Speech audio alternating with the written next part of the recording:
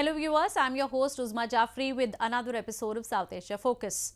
Let's begin the show with war-torn Afghanistan, where a lot have died in terror strikes in the past few days. The country is facing a two-pronged challenge, as on one side the Islamic State faction is rapidly gaining ground, and while on the other the Taliban that was ousted by a US-led campaign in 2001 has recaptured large swathes of territory. Both have their own targets. IS has been targeting security agencies and common people alike, while Taliban attacks only government installations. However, in the recent attack, the messengers of news journalists were targeted by the dreaded terrorists. A report.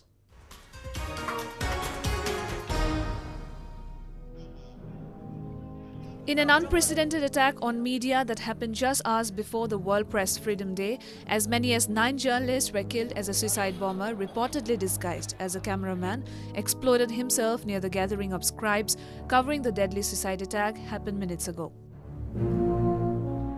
Islamic State, also known as Daesh, which has a history of systematic killing of journalists in the past, immediately claimed the responsibility. Analysts across the globe believe that this could just be the beginning of a more intense war. Omar Shobani, a brave journalist from premier news agency Reuters, was also amongst those who were targeted by the terrorists. He survived the attack, however got severely injured. صبح ساعت‌های 7:30 صبح بود که ما در دفتر بودیم که صدای انفجارش شنیدیم. ما با استقامت ساحه در حرکت شدیم. وقتی در ساحه رسیدیم نیروهای امنیتی ساحه را انسداد کرده بودند و ما از ساحه دورتر استاد بودیم، منتظر بودیم تا اینکه بر ما اجازه داده شود ما بتوانیم که از او کوارج داشته باشیم. که همونطور به مرور زمان مطبوعات داشت می آمد، با هم یک جای می شدیم در یک منطقه مشخص که یک گوشه از سرک عمومی بود.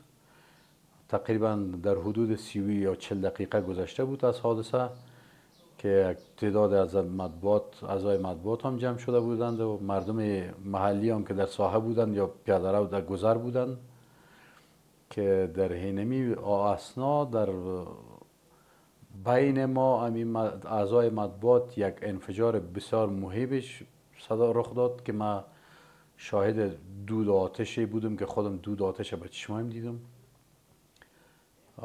دوستاییم که در چپ و راست ما استاد بودند و هر کی که در ساحه در محوطه بودیم همگی به زمین افتیدند و کلشان ما متوجه ازی شدم که دیدیم که همه جان خود از دست دادن، کدام کس به زخمی نیست که بتونیم از کمک های اولیه را اجرا بکنیم یا به شفاخانه انتقالش بدیم.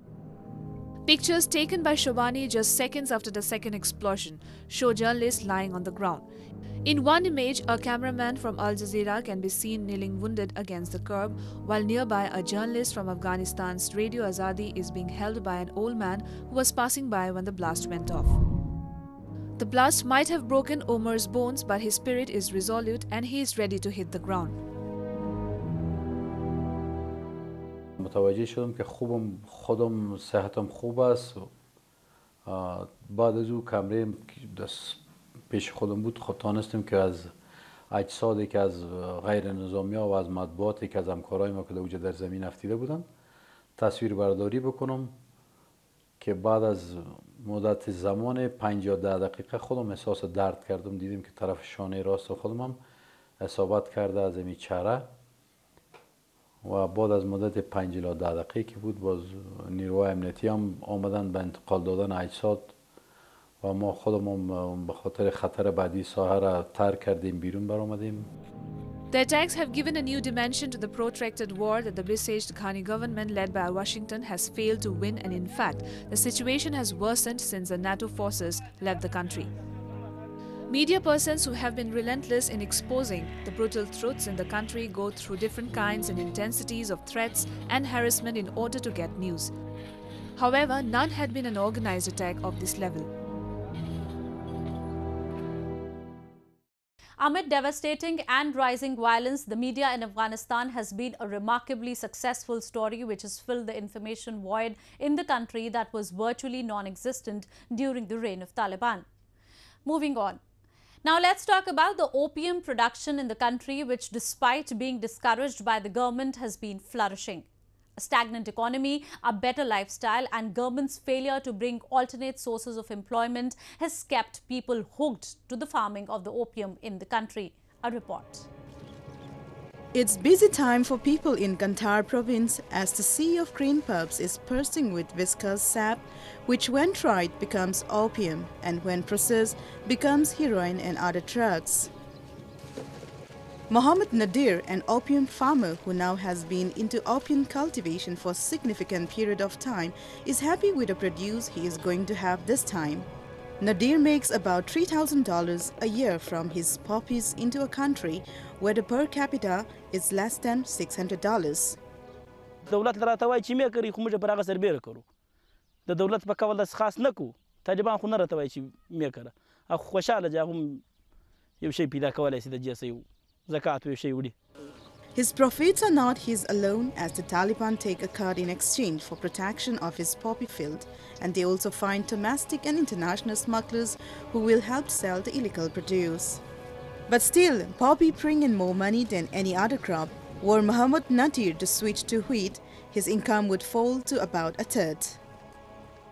دغه تاراکو سره ونه کړل ته معنا واده چې موږ ځوان ته کوو په 9 لکه په 10 لکه په 12 لکه هغه ځوان ته پیدا کیږي کله سپینژری و معنا وخت پر چرسه واغه د په 10 لکه نه پیدا کیږي چې دغه تاراک نه موږ هغه وادونه بیا ځوانان ته نس کولای. Another farmer, Lal Mohammed, says it is the failure of the government which has failed to provide him any alternative. He says people are drawn to the poppy farming as they have nothing to do and no other job to earn from. تنم د دولت صداره چې موږ ته کارونه برابر سي شتونه مو سم سي رومیان فروش پیدا کی ریحان فروش پیدا کی نو بیا موږ دې ته څه ضرورت لرو تاریخ ته. Government and UN statistics show that the opium brings in about $1.39 billion per year, which is roughly equivalent to 7% of Afghanistan's GDP.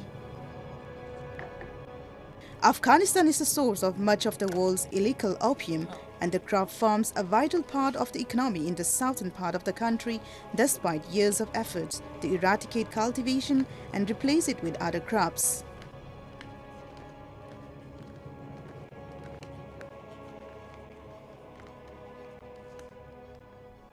The government has long tried to coax farmers into switching to legal crops, but a lack of infrastructure to process and transport the produce out of landlocked Afghanistan has hindered this idea. Moving on. In a recent turn of events, various political activists from Pakistan-occupied Kashmir held a rally in Rawalpindi demanding abolition of biased and repressive 1949 Karachi Agreement. Used as a tool by Pakistan to mete out civil atrocities on the people of illegally occupied territory, Karachi Agreement has become a sore in the eye for the people of Pakistan-occupied Kashmir. A report.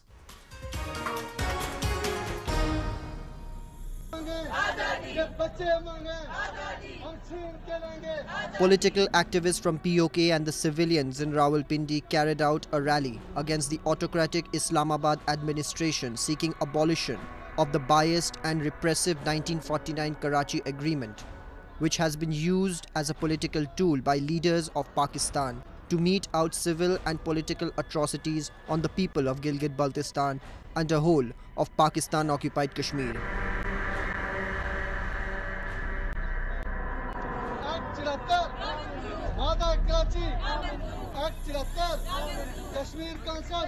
They rallied carrying the floats of the 1949 agreement, a partisan treaty devised by the authoritarian rulers of Pakistan in favor of Islamabad to plunder the resources of Gilgit-Baltistan and the whole of Pakistan-occupied Kashmir, suppressing its residents.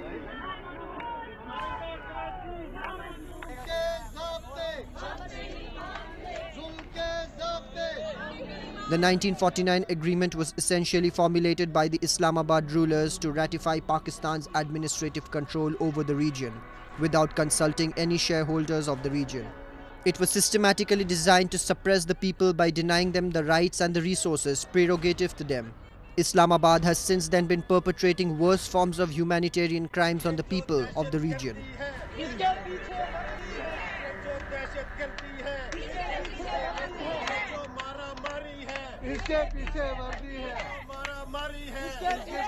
हम मायदा कराची की जो शिकें हैं और जो मायदा कराची है हम उसको reject करते हैं, हम उसको मुस्तरद करते हैं और हम ये कहते हैं कि जिन हालात में ये मायदा किया गया आज वो हालात नहीं है।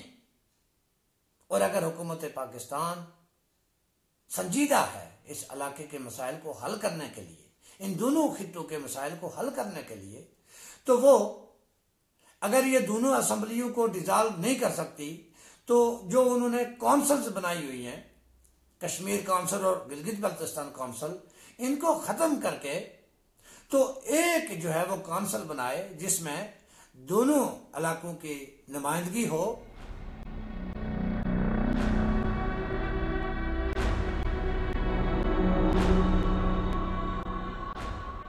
People of Pakistan-occupied Kashmir and Gilgit-Baltistan have suffered decades of discrimination and persecution owing to the skewed policies and agreements framed by its unprincipled leaders. It is high time Pakistan takes cognizance of the growing resentment amongst the people of the region before it transmutes into something unmanageable. Now, an increasingly assertive society enforced by a visionary leadership has realized the satanic ambitions of Islamabad, which has used the region to just fulfill its capitalistic needs. Recently, my colleague Ravi Khandelwal spoke to Nasir Aziz Khan about the prevalent issues in the region. Nazir Sahib, if we talk about the situation in Pakistan-occupied Kashmir, the situation is getting worse day by day. So, what is the present situation in your point of view? That situation is very worse. If you see a couple of years ago, there was militant camps in their training centers, everything was there. But nowadays, banned terrorist organizations, they are moving freely. And local authorities, military and local administration, they are giving them full protocol. And those people who doesn't want to be the part of that holy war or so-called jihad in Jammu and Kashmir, they are kidnapped and disappeared by the law enforcement agencies of Pakistan. Pakistan call occupied Kashmir as Azad Kashmir, but it continues to take taxes from the people. So, if we see the recent incidents in Gilgit-Baltistan, there were massive protests against these illegal taxations, but in POK is still continuing. Yes, actually, Pakistani constitution says that these areas are disputed and part of the former princely state of Jammu and Kashmir. On the other hand, Pakistan is looting over resources, plundering over resources, and imposing taxes. And this was the propaganda of Pakistan, that Gilgit-Baltistan people, they want to be the part of Pakistan. They want to be the part of Pakistan. This is the propaganda of Pakistan. But when Pakistan imposed taxes on the people from Gilgit-Baltistan, they came out in the streets. Thousands of people came out and they said Pakistan has no right, no local stand-eye on these areas, and Pakistan cannot impose taxes in these areas. This shows that people from Gilgit-Baltistan, they don't want to be the part of Pakistan. This is just propaganda of Pakistan. And they are taking taxes from Kashmir, but they are not spending a single penny for the development of or for betterment of the local people. Moving on to Nepal, which is gearing up to host its principal partner and strategic ally, India's Prime Minister Narendra Modi, for 2 days. Top leadership of two countries will look to continue with the momentum provided to the bilateral relations by the Nepalese Prime Minister KP Oli's visit to New Delhi. A report.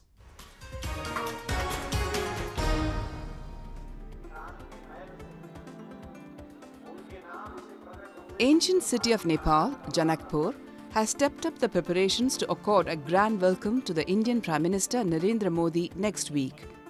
The Janakpur Dham, which carries massive significance for the development of the religious camaraderie between people of India and Nepal, will be hosting the felicitation ceremony in honor of Prime Minister Modi, followed by a prayer he is scheduled to take part in during the event.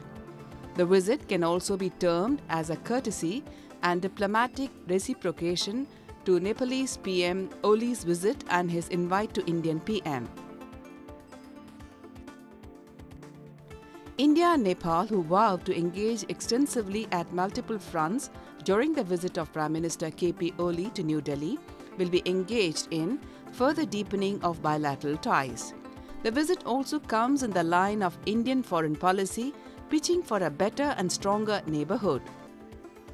In order to improve connectivity between the countries to allow bulk cargo movement and enhance people-to-people connect, India has promised to build a strategic railway link between Raxaul in India and Kathmandu in Nepal.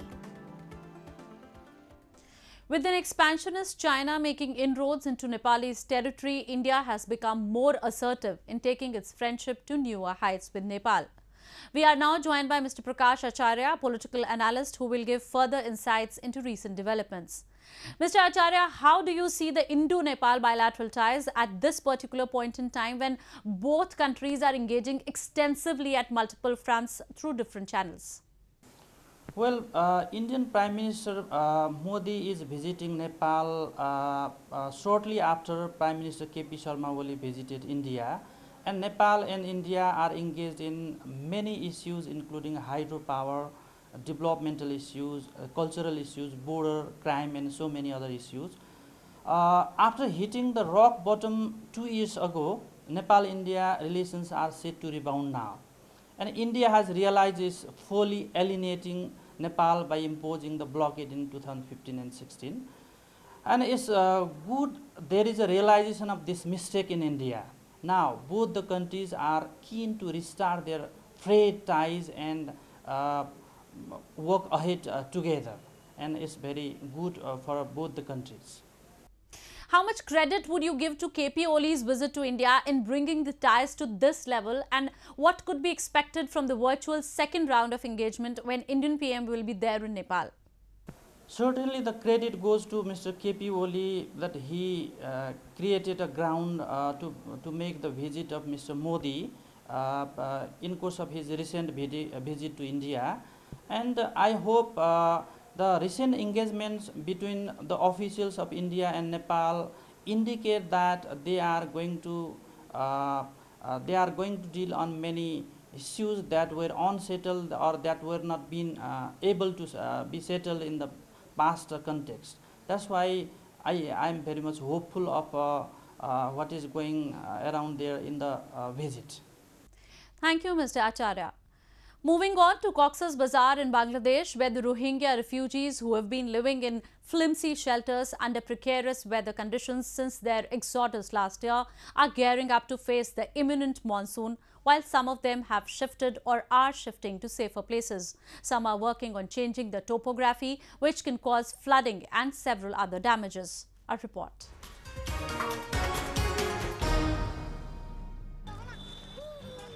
Rohingya refugees living in rickety shelters in the camps of Cox's Bazaar have started working to secure their houses ahead of monsoon season in the country. People are forced to move from their shelters to different camps as the sandy hills in the regions are highly susceptible to landslides.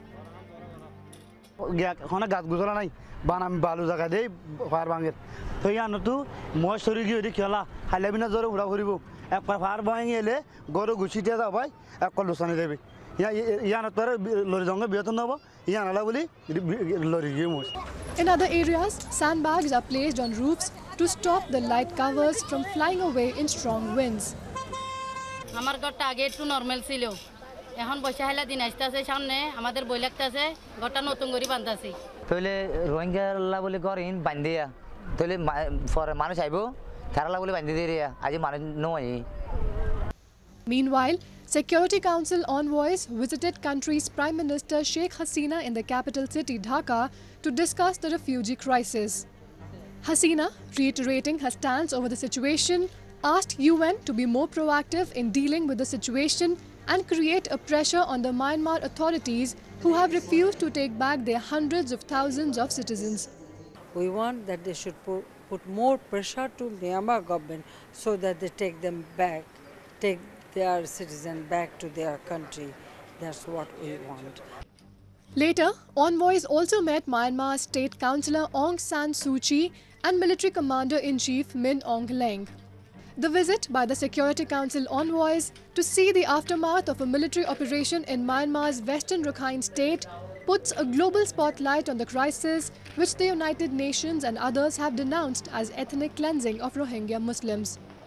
The overall population of Rohingya refugees in Bangladesh is currently estimated to be over 1 million according to the UN. Myanmar and Bangladesh agreed in January to complete the voluntary repatriation of the refugees within 2 years, but differences between the two sides are still prevalent, because of which the implementation of the plan has been very slow. Only days ago, Myanmar authorities had claimed the successful repatriation of the first family. However, the exercise still hasn't gained momentum owing to several reasons, including refugees being reluctant to go back unless proper security measures are taken. The United Nations have also asked the Myanmarese government to create a safe and salubrious environment for the successful return of the refugees. Moving on. Buddhists across the world celebrated the birth anniversary of Gautam Buddha, the founder of Buddhism. It is believed that Lord Buddha appeared on earth some 2500 years ago to teach mercy and non-violence towards all living beings.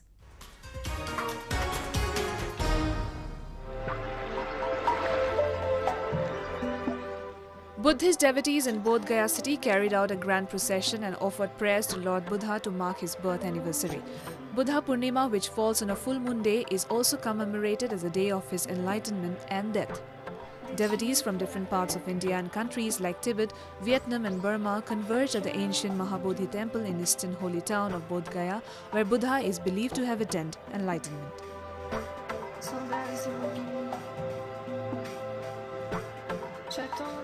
Worshippers from all walks of life paid obeisance to Lord Buddha, who practiced peace and tranquility in all circumstances. और हम सब का संदेश है humanity के लिए, मानवता के लिए कि शांति, ट्रैंक्विलिटी, सौहार्द ये पूरे विश्व में पहुंचे. Lord Buddha encouraged his followers to adopt a path of non-violence combined with amicability and goodwill. Devotees also took holy dips in river Ganges on the festival, as they believe it rids them from the cycle of rebirth and help attain salvation. Though Buddhism originated in India, the religion gained tremendous popularity throughout the world. विश्व के 56 देश लगभग मानते हैं और उनके वजह से पूरे विश्व में शांति फैलेगी. हम लोग का यही उद्देश्य है कि विश्व में शांति रहे, भाईचारा बना रहे और बौद्ध धर्म के लोग विचारों को फॉलो करें, ताकि जो है लड़ाई झगड़े या इस तरह से हिंसा न हो सके.